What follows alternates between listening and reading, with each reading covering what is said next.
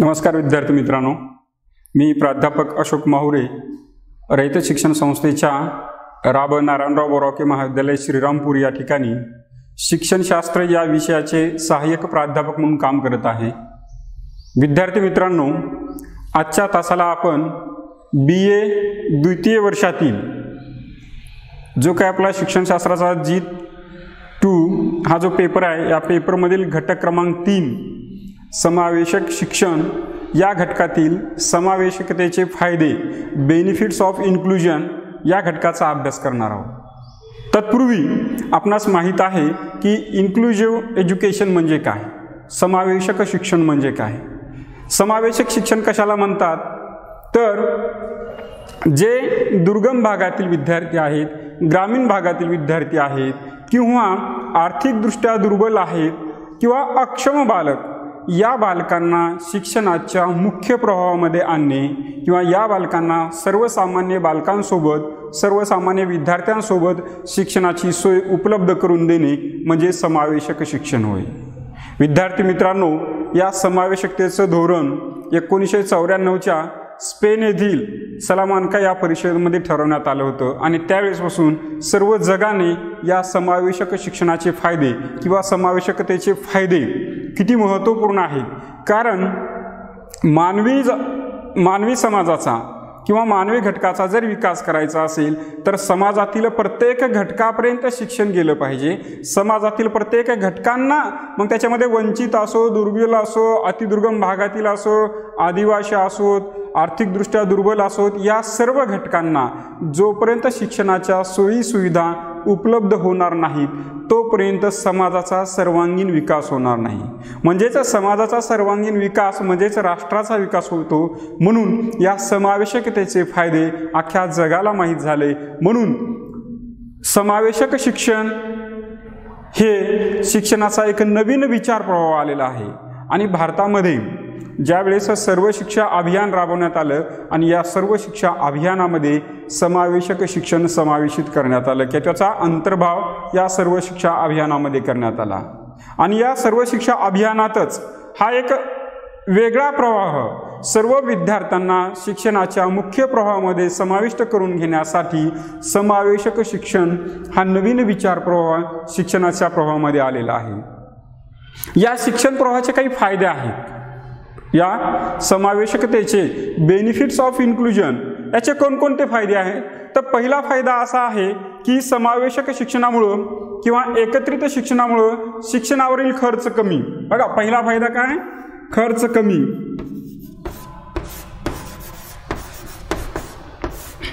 खर्च कमी कसा होतो, आपण पाहतो की आतापर्यंत अपंगांसाठी वेगळी शाळा, अपंगामध्येही कर्णबधिर विद्यार्थ्यांसाठी वेगळी शाळा, अंध मुलांसाठी वेगळी शाळा, मूकबधिरांसाठी वेगळी शाळा, आणि आपण विचार जर केला एका तालुक्याचा तर त्या तालुक्यासाठी किती शाळा कराव्या लागतील। मग असं न करता त्या अंधांना किंवा अपंग विद्यार्थ्यांना किंवा समावेशकतेमध्ये जे काही घटक समाविष्ट होतात त्या सर्व घटकांचा किंवा त्या सर्व विद्यार्थ्यांचा सर्वसामान्य शाळेमध्ये जर प्रवेश दिला आणि सर्वसामान्य विद्यार्थ्याबरोबर जर त्यांना शिक्षणाच्या सोयी उपलब्ध करून दिल्या तर शिक्षणावरील बराचसा खर्च कमी होतो। कारण अपंगांसाठी किंवा सर्वसामान्य विद्यार्थ्यांसाठी वेगळी शाळा आणि अपंगांसाठी किंवा वंचित घटकासाठी वेगळी शाळा किंवा विशेष गरजा असणाऱ्या बालकांसाठी वेगळी शाळा असं जर केलं तर दोन्ही घटकावरती, मानवी घटक असतील किंवा भौतिक घटक असतील, या सर्व घटकावरती जास्त खर्च होतो। परंतु समावेशक शिक्षणाचं धोरण जर ठरवलं तर या समावेशक शिक्षणामुळे शिक्षणावरील बराचसा खर्च कमी होतो। हा एक सर्वात महत्त्वाचा फायदा या समावेशक शिक्षणाचा आहे किंवा या धोरणाचा आहे। म्हणून समावेशकतेचं धोरण संपूर्ण जगाने स्वीकारलेलं आहे। दुसरा फायदा होतो, समावेशक शिक्षणामुळे सामाजिक दृष्टिकोन बदलतो। सामाजिक दृष्टिकोन,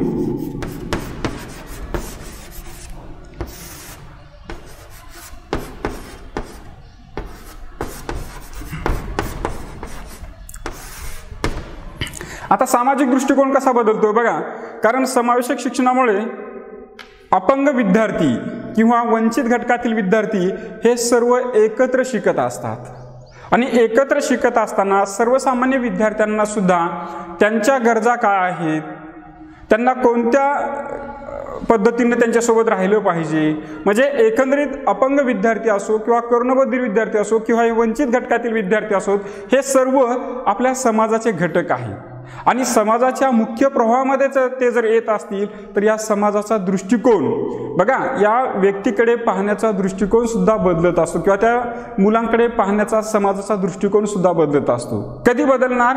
जर शिक्षणाच्या प्रवाहामध्ये किंवा सर्वसामान्य शिक्षणाच्या मुख्य प्रवाहामध्ये त्या विद्यार्थ्यांचा समावेश केला तर. आणि या सर्व शिक्षा अभियानामध्ये तर अशी तरतूद आहे की त्या बालकांना आपल्या परिसरामध्ये किंवा आपल्या घरापासून 3 किलोमीटरच्या परिसरामध्ये जी काही शाळा असेल किंवा ज्या काही शैक्षणिक संस्था असतील त्या संस्थांमध्ये प्रवेश घेण्याचा अधिकार किंवा हक्क त्या बालकाला प्राप्त होतो. आणि जर असे बालक किंवा वंचित बालक किंवा दुर्बल बालक किंवा ग्रामीण भागातील मुलं जर त्या सर्वसामान्य शाळेमध्ये शिक्षण घेऊ लागले तर एकंदरीतच जे काय आपण शाळेला समाजाचं छोटंसं प्रतिरूप म्हणत असतो त्या समाजामध्ये सुद्धा किंवा त्या शालेय समाजामध्ये सुद्धा त्यांचा दृष्टिकोन त्यांच्याविषयी असणारा तो बदलत असतो. म्हणून हा एक महत्त्वाचा फायदा या समावेशकतेचा आहे. सामाजिक दृष्टिकोन बदलण्यास किंवा या अपंगांचं किंवा जे काही वंचित घटक आहेत या वंचित घटकांचं संपूर्ण समाजामध्ये पुनर्वसन होण्यास मदत होते. म्हणजे एकंदरीत समाजाचा जो दृष्टिकोन आहे की दुबळे आहेत किंवा दीनदलित आहेत किंवा वंचित आहेत किंवा ग्रामीण आहेत, मागासलेले आहेत, हा जो समाजाचा पाहण्याचा दृष्टिकोन आहे तो समाजाचा दृष्टिकोन बदलण्यास या समावेशकतेच्या धोरणामुळे मदत होते. म्हणून हा सर्वात महत्त्वाचा फायदा या समावेशक धोरणाचा आहे. सर्व घटकांना एकत्रितपणे शिक्षण या धोरणामध्ये दिलं जात असतं. पुढचा फायदा आहे समाजाचा उत्पादक घटक बनतो. तिसरा फायदा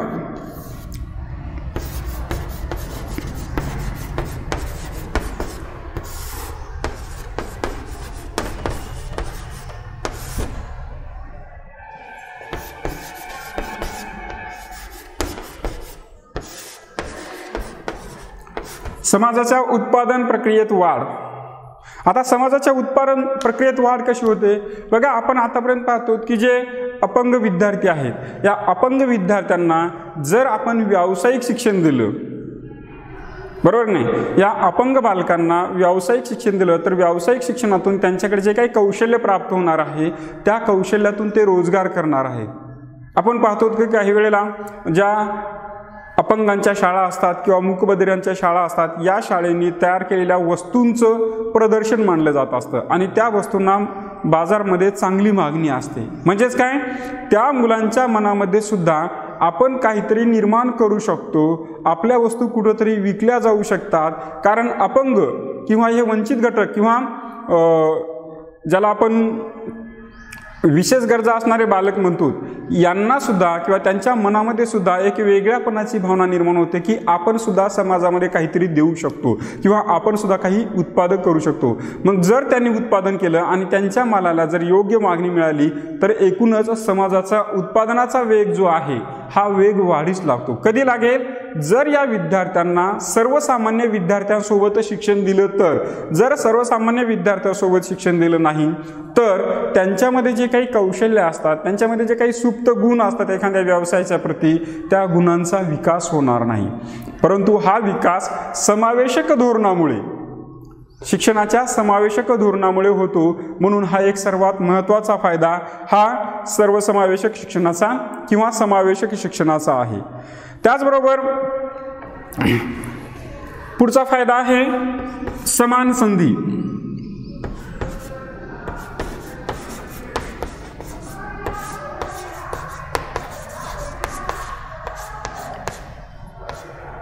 बघा, अपंग विद्यार्थ्यांना आणि सर्वसामान्य विद्यार्थ्यांना प्रत्येक कार्यात, शिक्षणाच्या प्रत्येक कार्यात समाविष्ट करून घेतल्यामुळं सर्व विद्यार्थ्यांना समान संधी मिळते. आपण पाहतो की काही वेळेला ज्या अपंगांच्या वेगळ्या शाळा असतात त्यांचे उपक्रम वेगळे असतात आणि सर्वसामान्य शाळांचे उपक्रम वेगळे असतात।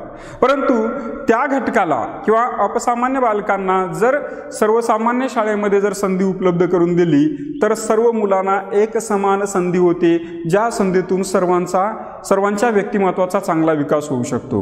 म्हणजे ही संधी कशामुळे प्राप्त होते तर या समावेशक धोरणामुळे। जर समावेशक धोरण नसतं आलं तर काय करावं लागलं असतं, त्यांच्यासाठी वेगळ्या शाळा राहिल्या असत्या, सर्वसामान्यांसाठी वेगळ्या स्कूल राहिल्या असत्या। म्हणजे याचाच अर्थ काय की अपंगांना प्रत्येक कार्यात समाविष्ट होण्याची समान संधी प्राप्त होईल। म्हणजे आपल्याला कुठेतरी स्थान आहे, आपले कुठेतरी किंवा आपण एका समाजाचे घटक आहोत ही भावना या वंचित घटकांना किंवा दुर्बल घटकांना किंवा आर्थिकदृष्ट्या मागासलेल्या घटकांना होईल। म्हणून प्रत्येक कार्यात समान संधी या घटकांना प्राप्त होईल या समावेशक शिक्षणामधून। हा एक सर्वात महत्त्वाचा फायदा या समावेशक शिक्षणाचा आहे। पुढचा फायदा आहे समावेशक धोरणामुळे प्रत्येक विद्यार्थ्याला आपल्या आवडीच्या शाळेमध्ये प्रवेश मिळेल। आवडीची शाळा किंवा सोयीनुसार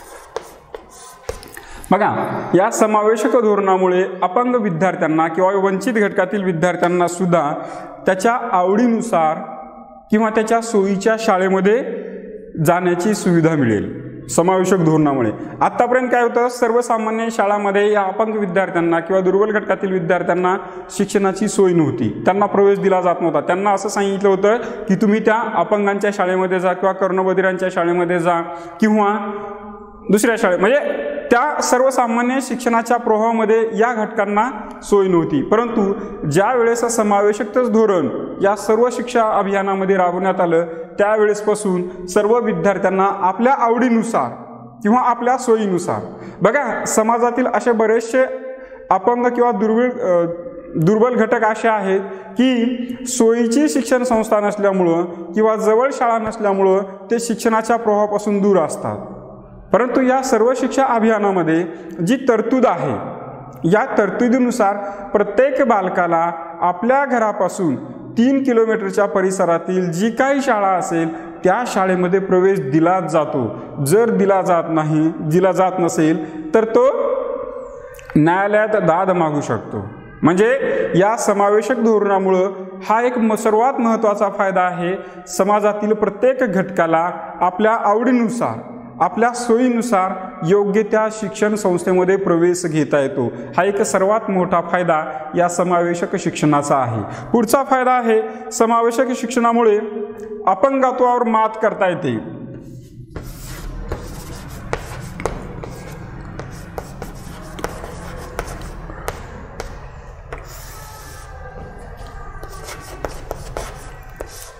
अपंगत्वावर मात, कारण अपंग मुलांना किंवा दुर्बल घटकातील विद्यार्थ्यांना सर्वसामान्य मुलांसोबत शिक्षण दिलं जात असतं आणि सर्वसामान्य मुलांसोबत शिक्षण देत असताना या अपंग मुलांना त्यांच्या सोयीनुसार किंवा त्यांच्या अध्ययनाच्या गतीनुसार शिक्षण घेण्याची संधी असते किंवा या अपंग मुलांकडे जे काही सुप्त कौशल्य आहेत त्या कौशल्यांना विकसित करण्याची किंवा त्यांना वाव देण्याची संधी या समावेशक धोरणामधून आहे।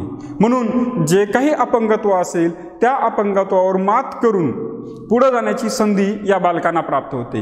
म्हणजे एकंदरीत जर एखादा कर्णबधीर सर्वसामान्य शाळांमध्ये आला असेल तर त्यासाठी त्या शाळेंनी सर्व नियंत्रण त्या विद्यार्थ्याला दिलं पाहिजे। म्हणजेच काय तर त्या अपंगत्वावर मात करण्याची जी काही सोयी सुविधा आहेत त्या सर्व सोयी सुविधा सर्वसामान्य शाळेमध्ये सुद्धा या समावेशक धोरणामुळे उपलब्ध करून देण्यात आलेल्या आहेत। म्हणून हा एक सर्वात महत्त्वाचा फायदा या समावेशक धोरणाचा आहे की सर्व बालकांना त्यांच्याकडे ज्या पद्धतीचं अपंगत्व असेल त्या सर्व अपंगत्वावर मात करण्याची संधी या समावेशक धोरणामुळे सर्व विद्यार्थ्यांना मिळते। म्हणजे हा एक सर्वात महत्त्वाचा बेनिफिट या समावेशक शिक्षणाचा आहे। पुढचा आहे समावेशक धोरणामुळे जे काही मर्यादित वातावरणात, बघा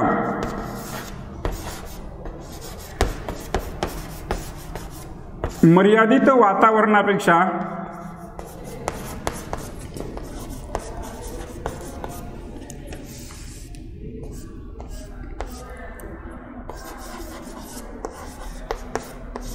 खुले वातावरण, म्हणजे याचाच अर्थ काय आहे की आपण पाहतो की या समावेशक धोरणाच्या पूर्वी अपंग मुलांसाठी वेगळी शाळा होती, त्याच्यामध्ये कर्णबधिरांसाठी वेगळी शाळा, मूकबधिरांसाठी वेगळी शाळा, अंध व्यक्तींसाठी वेगळी शाळा किंवा दुर्बल व्यक्तींसाठी वेगळी शाळा, हे जे काही बंदिस्त वातावरण होतं किंवा मर्यादित वातावरण होतं त्यांच्या भोवताली सर्व त्याच पद्धतीचे विद्यार्थी राहत होते, त्याच्यामुळे त्यांच्या व्यक्तिमत्वाचा विकास होत नव्हता. म्हणजे मर्यादित वातावरणामध्ये त्या विद्यार्थ्यांना ठेवलं जात होतं. परंतु या समावेशक धोरणामुळं किंवा या सर्व शिक्षा अभियानाच्या तरतुदीमुळं या मुलांना सर्वसामान्य शाळेमध्ये प्रवेश दिला जात आहे आणि सर्वसामान्य शाळेमध्ये प्रवेश दिल्यामुळं खुलं वातावरण, व्यक्तिमत्वाचा विकास होण्यासाठी त्यांना खुल्या वातावरणामध्ये संधी मिळत आहे. कारण इथं कमीत कमी प्रतिबंध असतात. ज्या काही सर्वसामान्य शाळा असतात या सर्वसामान्य शाळांमध्ये प्रतिबंध कमी असतात, नियम कमी असतात, परंतु मूकबधिरांच्या शाळेमध्ये, कर्णबधिरांच्या शाळेमध्ये किंवा अपंगत्वाच्या शाळेमध्ये त्यांच्यासारखेच तेच विद्यार्थी असतात आणि त्या शाळेवर बंधनं फार असतात. बघा, ती जर शाळा बघितलं तर चोहूबाजूनं कंपाऊंड असते, बंदिस्त वातावरणामध्ये त्यांना ठेवलं जात असतं. परंतु जर या सर्वसमावेशक धोरणामुळं या मुलांना सुद्धा सर्वसामान्य मुलांसोबतच शिक्षणाची सोय करून दिली जात असते. त्याच्यामुळं खुल्या वातावरणामध्ये व्यक्तीच्या व्यक्तिमत्वाचा विकास होतो आणि हे सर्वात महत्त्वाचा फायदा या समावेशक धोरणामुळं सर्व विद्यार्थ्यांना किंवा या समावेशित घटकांना झालेला आहे. त्याचबरोबर सामाजिक प्रतिष्ठा, पुढचा मुद्दा आहे सामाजिक प्रतिष्ठा प्राप्त होते.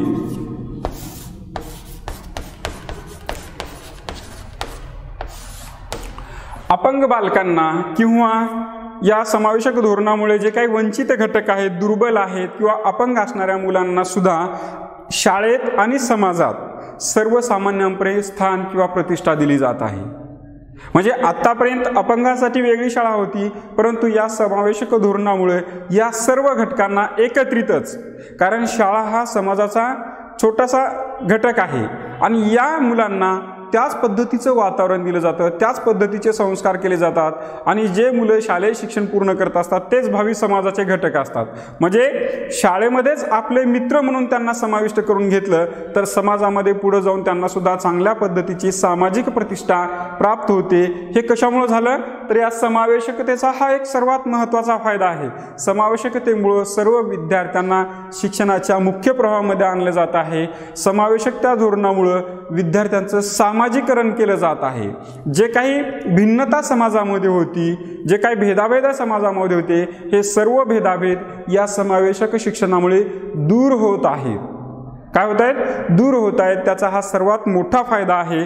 त्याचबरोबर या समावेशक शिक्षणामुळे किंवा समावेशक धोरणामुळे सर्वसामान्य विद्यार्थ्यांप्रमाणेच या वंचित किंवा दुर्बल असणाऱ्या घटकांचा किंवा विशेष गरजा असणाऱ्या बालकांचा सर्वांगीण विकास होण्यास मदत होईल. म्हणून सर्व शिक्षा अभियानामध्ये जास्तीत जास्त करून या समावेशक धोरणाला महत्त्व दिलेलं आहे. कारण सामाजिक विकास करण्यासाठी समाजातील प्रत्येक घटकाचा विकास झाला पाहिजे आणि प्रत्येक घटकांना विकासाची समान संधी दिली पाहिजे. आणि ही विकासाची समान संधी देत असताना जे काही सामाजिक भेदाभेद आहेत, मग आर्थिक याच्या बाबतीत भेदाभेद असतील किंवा ग्रामीण शहरी भेदाभेद असतील किंवा आपण पाहतो की शहरामध्ये सुद्धा झोपडपट्टीतील विद्यार्थी किंवा निम्न शहरातील विद्यार्थी, हे जे काही शिक्षण प्रक्रियेमध्ये भेदाभेद आहेत, हे सर्व भेदाभेद दूर सारून विद्यार्थ्यांच्या सर्वांगीण विकासासाठी समावेशकतेच्या धोरणामुळे फायदा होत आहे. हे सर्व फायदे या समावेशक शिक्षणाचे आहेत. तर विद्यार्थी मित्रांनो, आज आपण आपल्या तासाला समावेशक धोरणाचे जे फायदे आहेत, म्हणजे शिक्षणावरील खर्च कमी होतो, त्याचबरोबर समाजाचा सामाजिक दृष्टिकोन बदलण्यास मदत होते, समाजाची जी काही उत्पादन क्रियेत आहे, उत्पादकता, त्या उत्पादन प्रक्रियेत वाढ होतो, त्याचबरोबर सर्व विद्यार्थ्यांना शिक्षणाची समान संधी प्राप्त होते आणि या समावेशक धोरणामुळे विद्यार्थ्यांना आपल्या आवडीच्या आणि सोयीच्या शाळेमध्ये प्रवेश दिला जात असतो. त्याचबरोबर या समावेशकतेमुळं अपंगांना आपल्या अपंगत्वावर मात करून पुढे जाण्याची किंवा व्यक्तिमत्वाचा विकास करण्याची संधी प्राप्त होते। आणि शेवटी मर्यादित वातावरणामध्ये जो काही व्यक्तिमत्वाचा विकास सर्वांगीण होत नाही, तो व्यक्तिमत्वाचा विकास सर्वांगीण होण्यासाठी खुल्या वातावरणामध्ये किंवा कमीत कमी प्रतिबंध असणाऱ्या वातावरणामध्ये मुलांच्या व्यक्तिमत्वाचा विकास होत असतो। आणि सर्वात शेवटी या सर्व समावेशक धोरणामुळे प्रत्येक विद्यार्थ्याला सामाजिक प्रतिष्ठा, शाळेमध्ये सुद्धा आपले विद्यार्थी प्रतिष्ठा देत असतात आणि समाजामध्ये गेल्याच्या नंतर सुद्धा प्रतिष्ठा प्राप्त होते। अशा प्रकारे हे समावेशक शिक्षणाचे फायदे आहेत। धन्यवाद।